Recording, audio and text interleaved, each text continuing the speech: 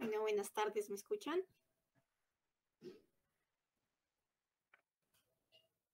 Sí, Nati, se te escuchó bien. Listo, gracias. Bueno, como dijo Lina, vamos a hablar de las generalidades de las infecciones urinarias en niños, presentado por Daniela y yo, Natalia. Somos estudiantes de medicina.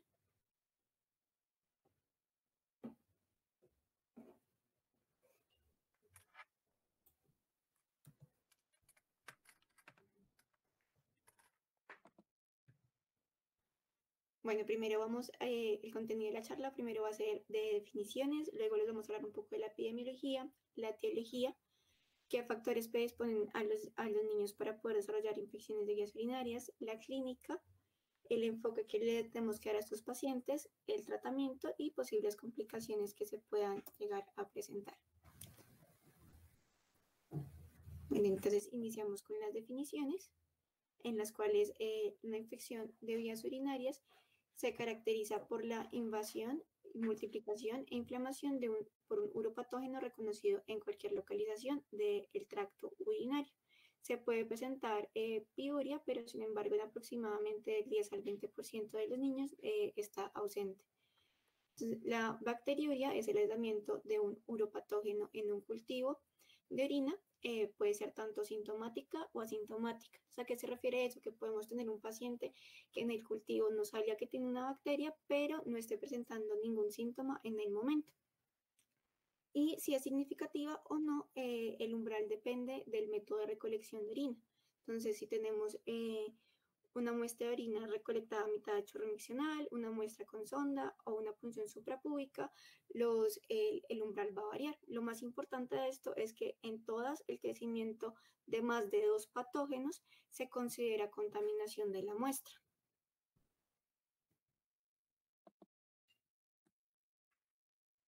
Entonces tenemos también la cistitis, que es la inflamación de la mucosa vesical. Usualmente es causada por una infección y por lo general pues genera síntomas. Puede ser tanto bacteriana, que significa que tenemos bacteriuria en un paciente con síntomas, además acompañado de una respuesta inflamatoria y con síntomas urinarios. Tenemos la no complicada, que es limitada al tracto urinario inferior y ocurre comúnmente en niños mayores de 2 años sin ninguna comorbilidad ni anormalidades anatómicas o fisiológicas. Mientras que la complicada puede ser que esté en concomitancia con una infección del tracto urinario superior, con patógenos multiresistentes o huéspedes con condiciones especiales. Tenemos también la uretritis, que es la inflamación de la mucosa uretral, usualmente acompañada de sintomatología. Y también tenemos la pielonefritis, que es una infección que se localiza más a nivel del parénquima remal y el sistema pielocalidizado.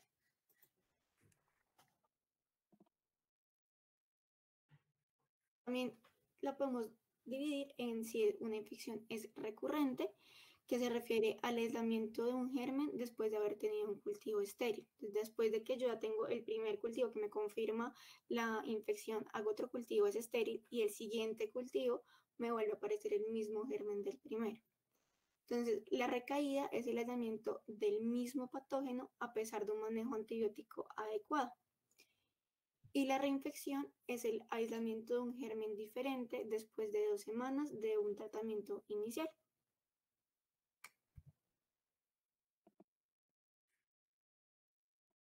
Seguimos con la epidemiología. Entonces, en menores de 2 años, en promedio la prevalencia es del 7% en presencia de fiebre y varía según la raza, la edad, la etnia, el sexo y si el niño tiene circuncisión o no tiene circuncisión. Mientras que en mayores de 2 años con fiebre y o síntomas urinarios, la prevalencia es de aproximadamente un 7.8%. Entonces, en la tablita de lado tenemos las variaciones por, por los grupos demográficos y cuál es la prevalencia en cada uno de estos. Más adelante, igual les explicaremos los factores de riesgo en cuáles grupos demográficos aumenta la prevalencia.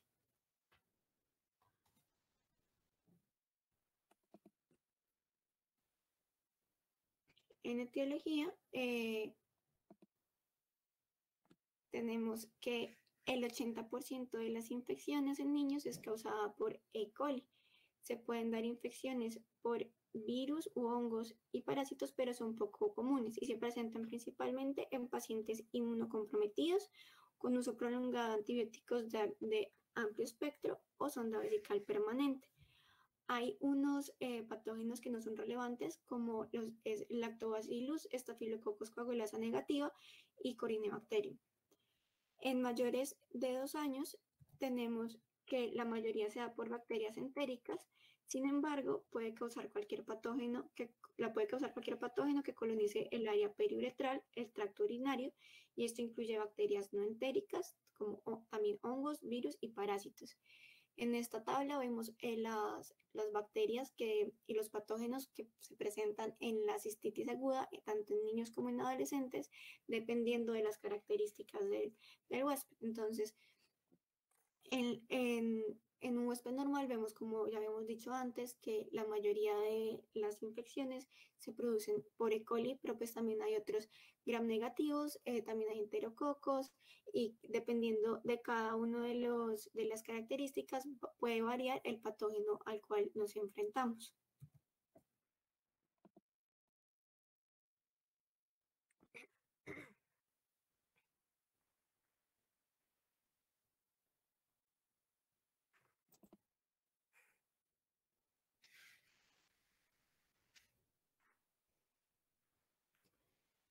Listo, los factores de riesgo, como habíamos nombrado antes, la edad es un factor de riesgo dado que la prevalencia es mayor en niños menores de 1 año y en niñas menores de 4 años. Cuando tenemos un paciente sin circuncisión, entonces los niños que presenten fiebre tienen de 4 a 8 veces más probabilidad de tener una infección urinaria que aquellos niños que no están circuncidados. Esto puede ser por dos posibles cosas. Primero puede ser porque la mucosa de la piel del prepucio se une más fácilmente a patógenos que la piel queratinizada del pene. Además, puede haber una obstrucción parcial del meato urinario dada por un prepucio estrecho, o sea, una fimosis. A pesar del incremento del riesgo, la mayoría de los niños sin circuncisión no desarrollan infecciones urinarias. El sexo es un factor de riesgo dado que las niñas tienen 2 a 4 veces más riesgo de desarrollar infecciones urinarias que los niños. Se cree que la razón es que la uretra de las mujeres es un poco más corta y también que la mucosa periuretral femenina es más propensa a la adhesión de uropatógenos. En cuanto a la raza o la etnia, los niños de raza blanca tienen una prevalencia de 2 a 4 veces mayor que los niños de raza negra. No se tiene claridad a la razón frente a esta diferencia. También hay factores genéticos, digamos, los niños con parientes en primer grado de consanguinidad que tengan una historia de infecciones urinarias son más propensos a desarrollar esta infección. Se cree que la genética tiene un papel en la adhesión de las bacterias a la mucosa. Si hay una obstrucción urinaria, dado que la orina puede ser un excelente medio de cultivo, entonces esta obstrucción puede ser por alteraciones anatómicas, también alteraciones neurológicas como una vejiga neurogénica y alteraciones funcionales. La disfunción vesical e intestinal se caracteriza por un patrón de evacuación anormal, una incontinencia urinaria o fecal y que los niños pueden realizar también maniobras de retención.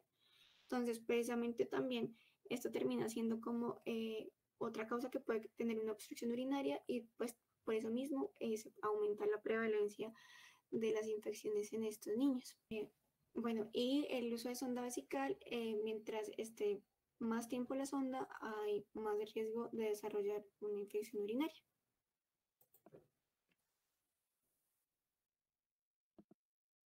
Bueno, en cuanto a la clínica va a variar según la edad de nuestro paciente y usualmente cuando tenemos un paciente con fiebre y compromiso sistémico se puede pensar en una infección de vías urinarias altas, mientras que cuando tenemos una sintomatología localizada se puede pensar un poco más en una infección de vías urinarias bajo.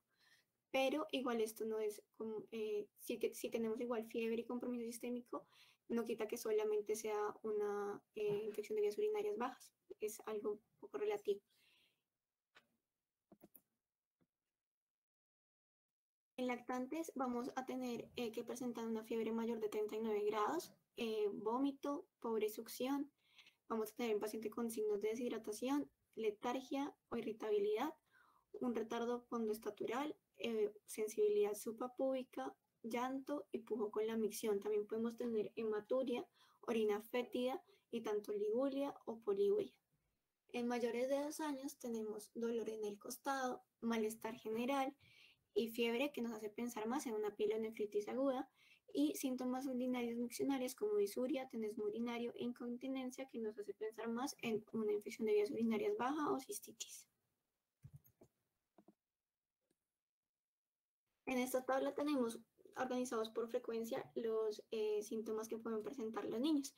Entonces, en lactantes de menores de 3 meses tenemos que cuando los síntomas más frecuentes son fiebre, vómito, letargia e irritabilidad, mientras que los menos frecuentes vienen a ser dolor abdominal, ictericia, hematuria y orina maloliente.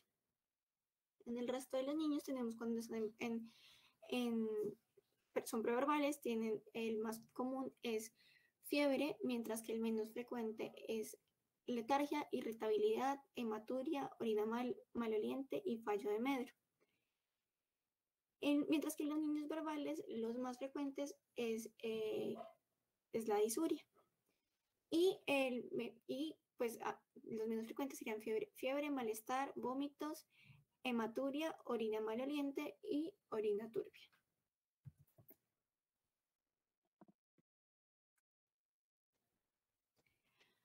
Aquí tenemos dos tablas. En una tenemos las probabilidades pretest de que un niño o niña pues me esté presentando una infección de vías urinarias, dependiendo de características clínicas y demográficas. Entonces, cuando tenemos un niño mayor, con una fiebre mayor a 39 grados, sin una fiebre sin foco aparente, vamos a ver que los de 2 a 12 meses tienen una probabilidad pretest los niños negros de 11% y los niños blancos de un 25%. Se dice que normalmente cuando hay una probabilidad pretest mayor o igual a 2, se hace un uroanálisis y se empieza a hacer el estudio de una posible infección de vías urinarias.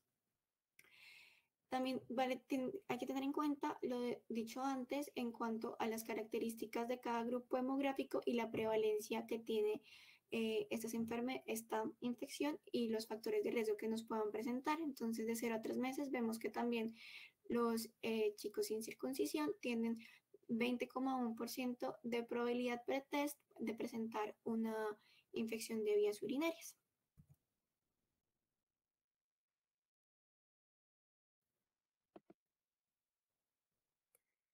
Bueno, entonces en cuanto al enfoque médico va a ser a través de cuatro ejes. El primero es mediante la historia clínica o la anamnesis, el segundo es mediante el examen físico, el tercero los laboratorios y el cuarto es mediante las imágenes.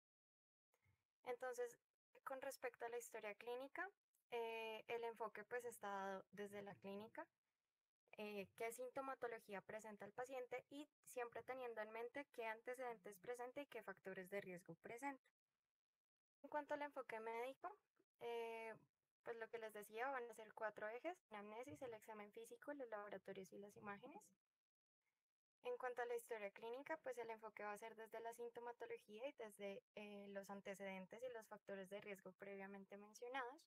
En esta tabla podemos ver qué significados pueden tener potencialmente estos eh, síntomas y estos antecedentes que han tenido nuestros pacientes. Entonces, por ejemplo, podemos tomar que si el niño tiene estreñimiento crónico, puede estar asociado también a una disfunción en vesical, por lo cual también tenemos que indagar estas cosas. Si hay antecedentes de reflujo vesicoureteral, tanto del niño como de la familia, eso nos va a condicionar em, qué conductas vamos a tomar, si ha tomado medicamentos.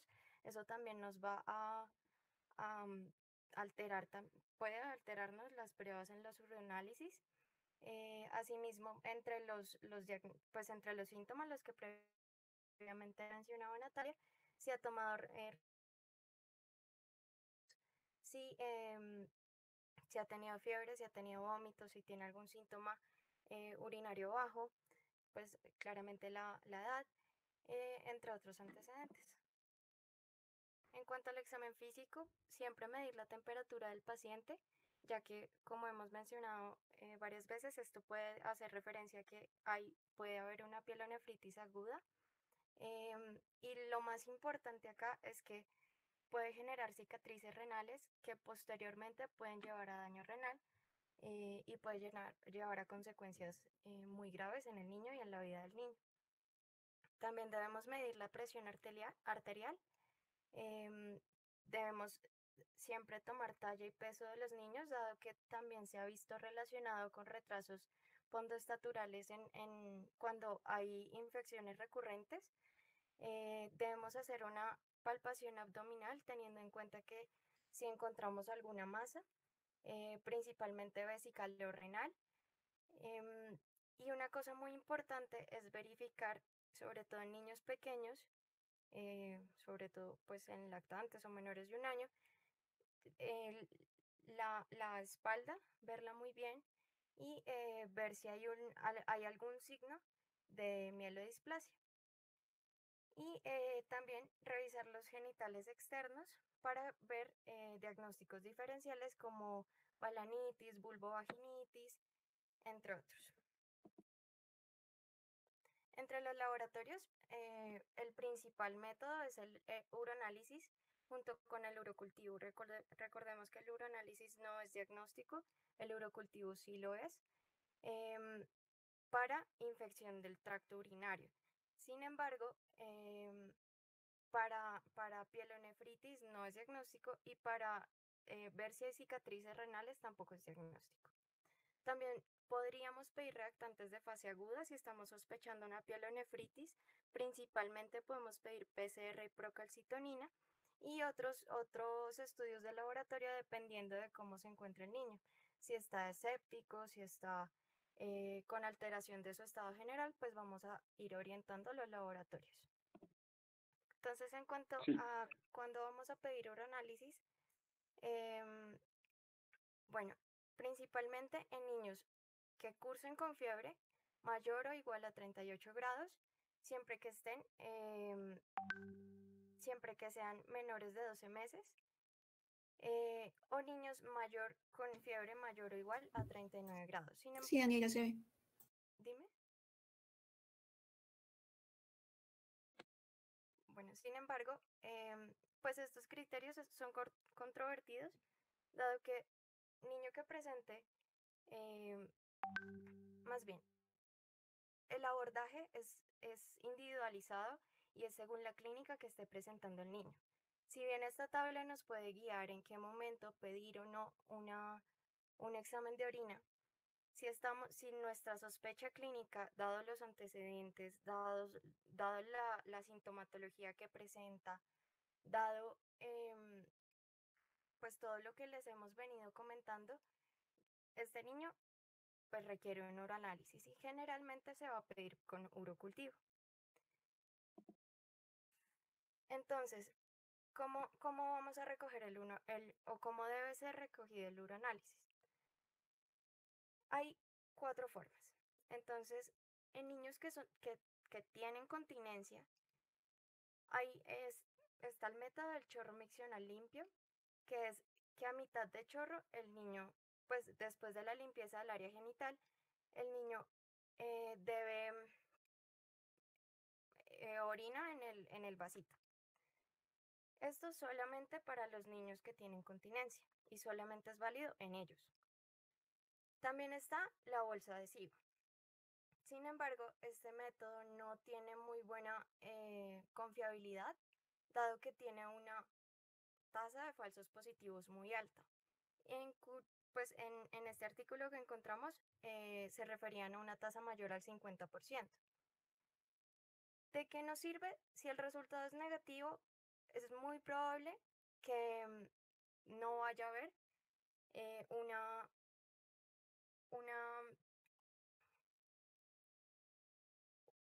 infección de vías urinarias.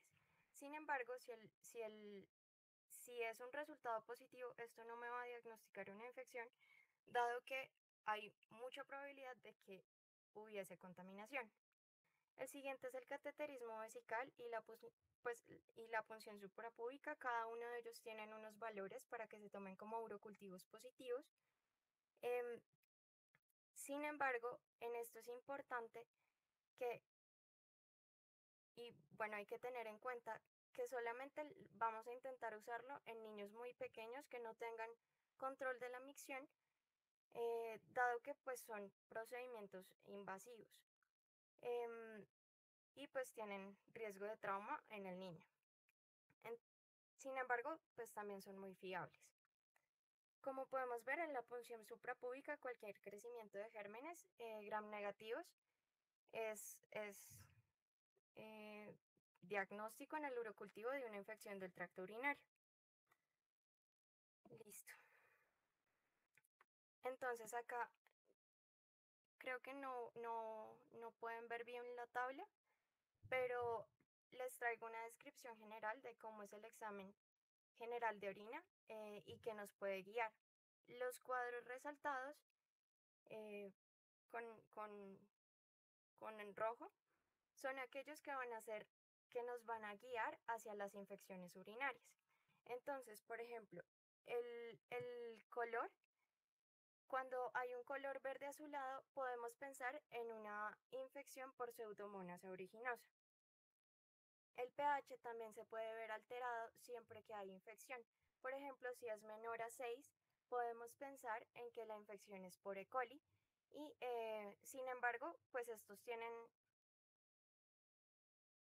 es decir, esto no es pues patognomónico, sino también pueden verse alterados por otras cosas, como lo vemos en el cuadro. La densidad urinaria también se va a ver alterada en pacientes que tienen pielonefritis o estén teniendo falla renal aguda. Y algo muy importante, muy importante en el examen general de orina son los nitritos y la esterasa leucocitaria. Los nitritos que son eh, un, como metabolitos de la degradación de las bacterias, principalmente la E. coli. Entonces, acá es importante que cuando hay nitritos positivos, es probable que haya una infección bacteriana. Asimismo, la esterasa leucocitaria es una enzima que viene de los granulocitos, bien sean enteros o lisados, y que nos hacen pensar que hay leucocitos en la orina. Entonces, pruebas con nitritos y esterasa leucocitaria positivos son muy dicientes de que hay una infección del tracto urinario. Asimismo, podemos pensar en los glóbulos blancos, también en los glóbulos rojos cuando hay daño del epitelio, dado que pues puede presentarse, pueden presentarse matíes en la orina, pero los glóbulos blancos también pues van a ser predictores de procesos inflamatorios. En cuanto a las bacterias, pues vamos a tener, el estudio nos va a arrojar si hay escasa, si hay baja, si hay moderada o si hay abundante mediante cruces. Abundante siendo 4 y escasa siendo 1. Y esto nos va a decir qué tanta presencia hay de bacterias. En cuanto a las células epiteliales, muchas veces cuando hay estos procesos infecciosos pueden presentarse descamaciones, por lo cual pueden estar presentes cuando hay células epiteliales. Y asimismo los cilindros en condiciones especiales. Entonces, ¿cuál es la sensibilidad y la especificidad de estas pruebas? De la esterasa leucocitaria únicamente la sensibilidad es alta, viene siendo un 84%, mientras que la especificidad es de 78%. Los nitritos tienen una sensibilidad baja, pero una especificidad muy alta, llegando hasta 98%. Entonces, cuando estos dos se combinan, como lo podemos ver al lado no sé si ven mi cursor, pero en la tabla del lado derecho vemos que cuando ambos son positivos, como mencionaba previamente, la infección del tracto urinario es muy probable y dependiendo de cómo esté el estado del paciente vamos a iniciar con el manejo antibiótico. De acuerdo a si resulta positivo los nitritos y negativos la esterasa leucocitaria o al revés, podemos tomar el juicio clínico y cómo debemos manejar como tal este paciente. Todo va a ser a la luz de cómo se encuentra el paciente. Se encuentra séptico, es un niño menor de 3 años, de 3 meses, perdón. Em, tiene, en este momento está presentando alguna urgencia, tiene riesgo de que se me complique. Todas esas, todas esas cosas son las que debo pensar en el momento de iniciar una terapia empírica. Una cosa muy importante a tener en cuenta es que no son métodos diagnósticos, pues el uroanálisis no es un método diagnóstico, el diagnóstico es el urocultivo y debemos tener en cuenta cuándo pueden haber falsos positivos y falsos negativos, principalmente con los nitritos y la esterasa leucocitaria. Entonces, en cuanto a los nitritos, vamos a tener que eh, falsos negativos se van a presentar con bacterias no fermentadoras de nitratos, como son los enterococos, los estreptococos, la pseudomonas, em, entre otros. Y claramente la cándida, que es pues, que es un hongo que no, que puede presentar infección del tracto urinario en ciertos pacientes, también pues tampoco se va a presentar nitritos positivos. Cuando el pH urinario también está menor a 6 y el urobilinógeno está elevado, ahí también podemos tener falsos negativos. Los falsos positivos en cuanto a los nitritos los vamos a ver cuando hay un sobrecrecimiento bacteriano y cuando hay contaminación de la muestra. En cuanto a la esterasa leucocitaria, entonces podemos tener falsos negativos cuando la orina en sí está poco concentrada eh, y cuando hay administración de antibióticos concomitantemente. Entonces, antibióticos como la gentamicina y la cefalexina pueden hacer que cambie este resultado. Asimismo, tenemos que tener en cuenta que estas pruebas se prefieren tomar en la mañana, dado que es el momento en que más concentrada está la orina. En cuanto a las imágenes, podemos ver que vamos como médicos generales, vamos a tener un abordaje principalmente mediante la ecografía renal. Entonces, es importante que, bueno, hay tres tipos de imágenes que podemos solicitar en el estudio de las vías renales en los niños. Entonces está la ecografía renal, la gammagrafía renal con DMSA y la cistografía. Entonces, ¿qué pasa con la gammagrafía renal y con la cistografía? Que en estas imágenes requieren radiación, por lo cual se prefiere evitar en niños y tienen ciertas indicaciones. Entonces, acá que es importante. Al solicitar una ecografía renal vamos a tener ciertas indicaciones. Entonces, cualquier niño que no controle la micción y que no disponga de una ecografía previa que me haya dicho cuántos riñones tiene, si en algún momento hubo dilatación o si hay duplicidad en la vía urinaria, si hay uterocele, si hay residuo miccional. Todas esas cosas van a hacer que yo solicite una ecografía renal. Siempre en niños debo descartar que no hay una malformación o, bueno, anatómica o que no hay una disfunción en el tracto urinario. También vamos a solicitar una ecografía renal en niños que no tengan una previa y que presentan una infección del tracto urinario febril, cuando son recurrentes, cuando el microorganismo es diferente a la E. coli, cuando hay disfunción miccional, cuando hay alteraciones en la función renal y cuando hay antecedentes en la familia de reflujo vesical ureteral. ¿Cuándo voy a solicitar entonces la gamografía renal? Bueno, ¿qué limitaciones tiene la ecografía? La ecografía no me va a decir si hay cicatrices renales. Solamente me va a hablar como de la vía anatómica. En cuanto a la gamografía renal, como ya les comenté, esto tiene radiación y es una prueba diagnóstica de pielonefritis aguda, dado que me va a contar también si hay daño en la función del riñón y si pues también voy a poder ver las cicatrices renales. Cuando hay una alteración en la gamografía, esto es predictivo de que va a haber un reflujo vesicoureteral de alto grado, que puede ser 4 o 5. Y esto también va a determinar si voy a hacer un manejo profiláctico o no. Y en cuanto a la cistografía, este es un método, bueno, hay diferentes tipos, sin embargo, esto es un método invasivo y este es un método que también requiere radiación, por lo cual se usa como en última instancia y tiene unas indicaciones muy precisas, como son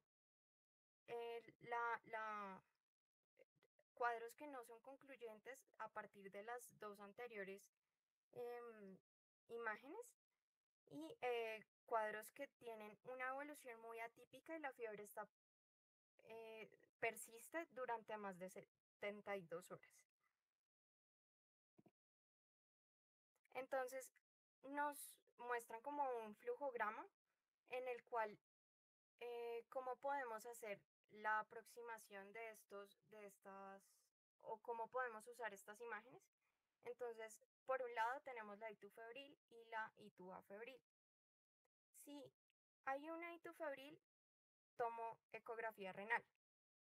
De acuerdo a eso, tomo decisiones. Entonces, si es normal, debo ver si pues después de eso hay una hito atípica o si es una hito atípica, si es recurrente, si es sospechoso, pues si estoy sospechando daño renal, algún otro criterio de riesgo, entonces voy a tomar una gamografía renal, del mismo modo que si encuentro una ecografía renal alterada.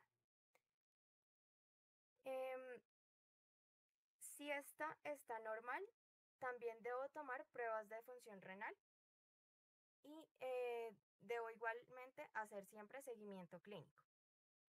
En el niño es muy importante hacer seguimiento clínico por las complicaciones que puede presentar.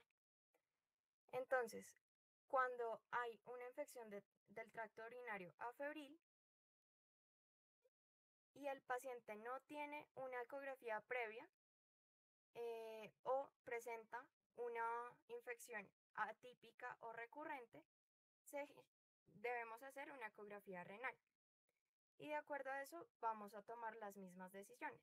¿Cuándo voy a tomar la gamografía renal o una cistografía?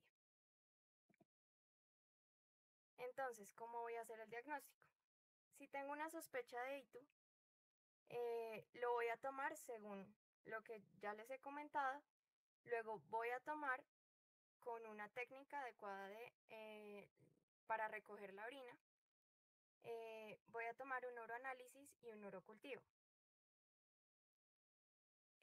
Eso me va a decir, entonces, si el resultado es negativo, debo, debo decir, listo, no tiene hito. O es poco probable y reconsidero su cuadro clínico. Si el resultado es positivo, entonces debo iniciar el tratamiento antibiótico, pues hacer el urocultivo, iniciar el tratamiento antibiótico empírico y valorar si necesita hacer un ingreso hospitalario. Entonces, ¿cómo va a ser el abordaje del tratamiento? El tratamiento va a ser em, guiado por objetivos, ¿sí? Entonces, el primer objetivo es que se erradiquen los gérmenes, el segundo es aliviar los síntomas y el tercero es la prevención o la reducción del daño renal. Entonces, en esto tengo que tener muy en cuenta cuándo es necesario que el niño ingrese al hospital. Cuando tiene menos de 3 meses, hay una afectación, bueno, si tiene menos de 3 meses es porque tiene un alto riesgo a que se me complique y a que pueda presentar, em, pueda presentar una sepsis muy rápida. Entonces, lo segundo que voy a mirar es qué tanto está afectando el estado general de cualquier niño o si tiene un aspecto séptico. Lo tercero es que si tiene tolerancia o no a la medicación y a la alimentación oral. Lo cuarto es si tiene alteraciones electrolíticas o malformaciones del sistema urinario. Lo quinto es si hay algún antecedente de la inmunodeficiencia primaria o secundaria.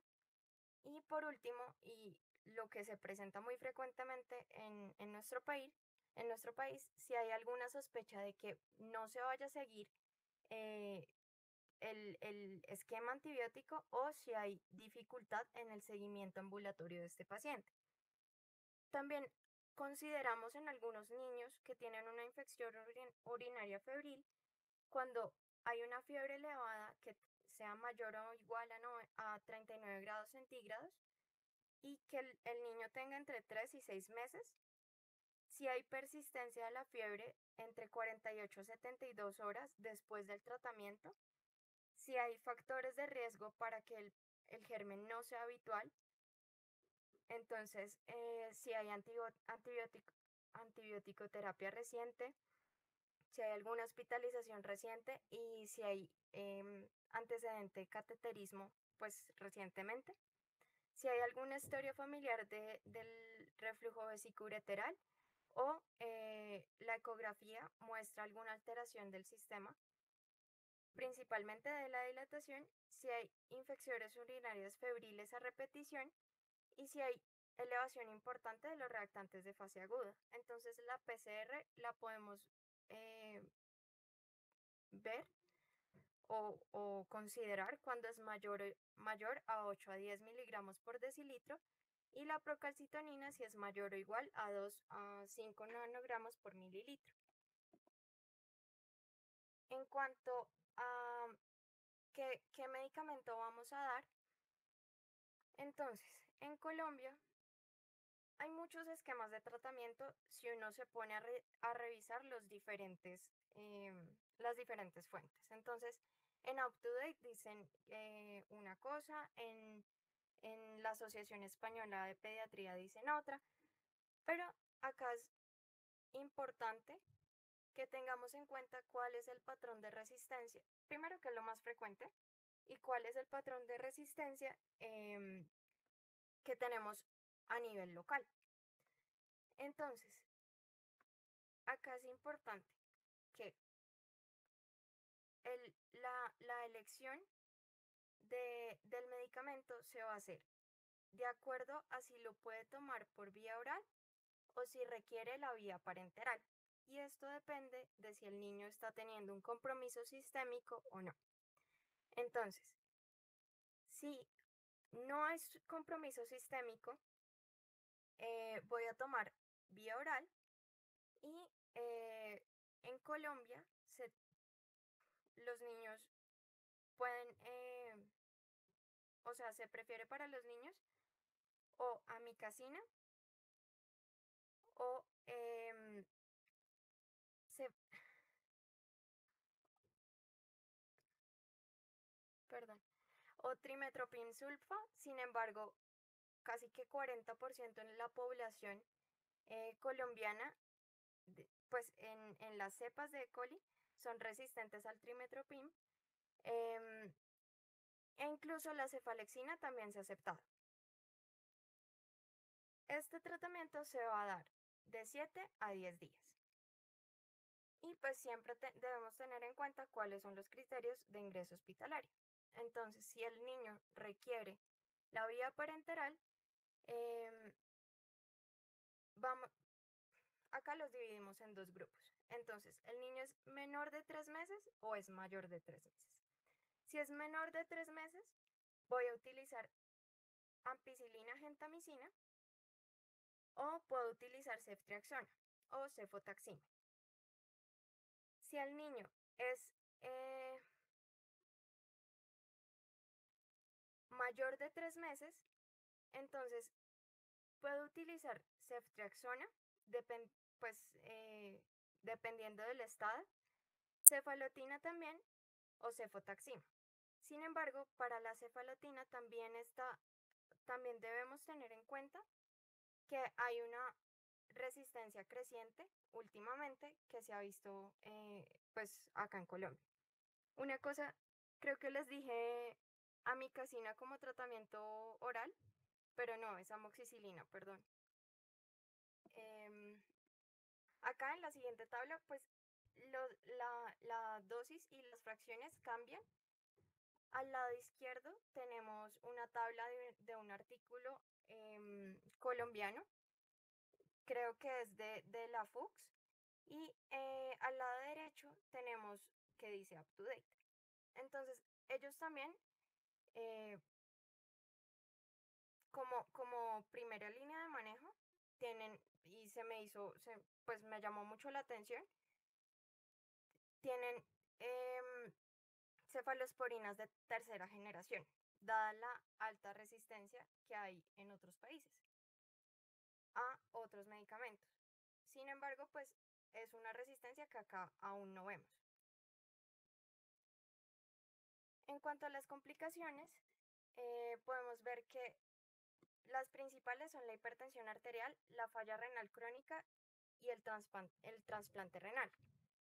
Una cosa que es muy importante resaltar es que es acerca de la profilaxis antibiótica. Como les dije previamente, solamente se va a dar en niños quienes tienen factores de riesgo como es el reflujo vesicoureteral 4 o 5, o sea, de muy alto grado, porque en los demás no se ha visto que tenga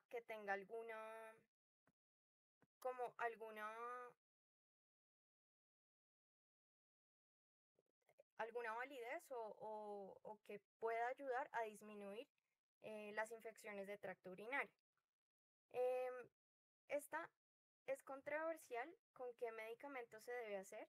Sin embargo, se dice que se puede hacer con trimetoprim o trimetoprim sulfamethoxazol o nitrofurantoína en niños mayores a 2 años de edad, con las dosis previamente mencionadas.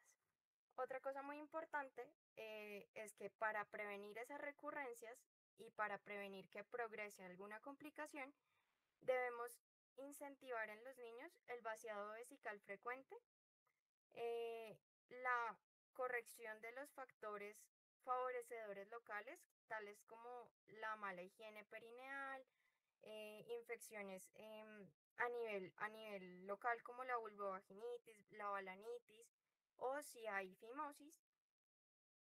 También debemos evitar los irritantes locales como son la ropa ajustada o los baños de espuma o las cremas. em, y generar un hábito miccional en los niños que sea adecuado.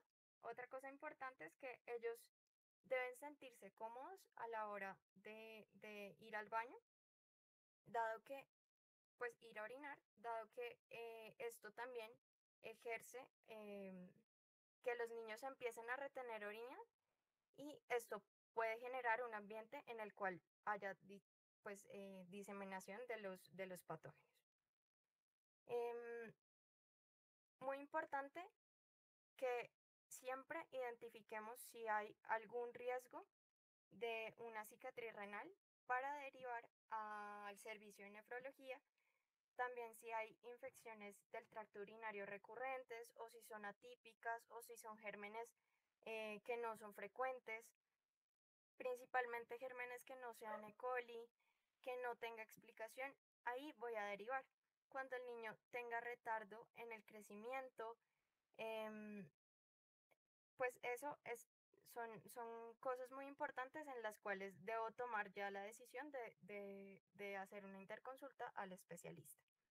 Y claramente si se presenta alguna complicación de las que vemos en la pantalla. Por último, pues les queríamos poner esta frase. Es más fácil construir un niño fuerte que reparar un hombre roto. Esto es una frase de Frederick Douglass, que fue un defensor de los derechos de, de, del- de, de los derechos humanos y principalmente luchó contra la esclavitud luego de haber sido esclavo en Estados Unidos. Muchas gracias.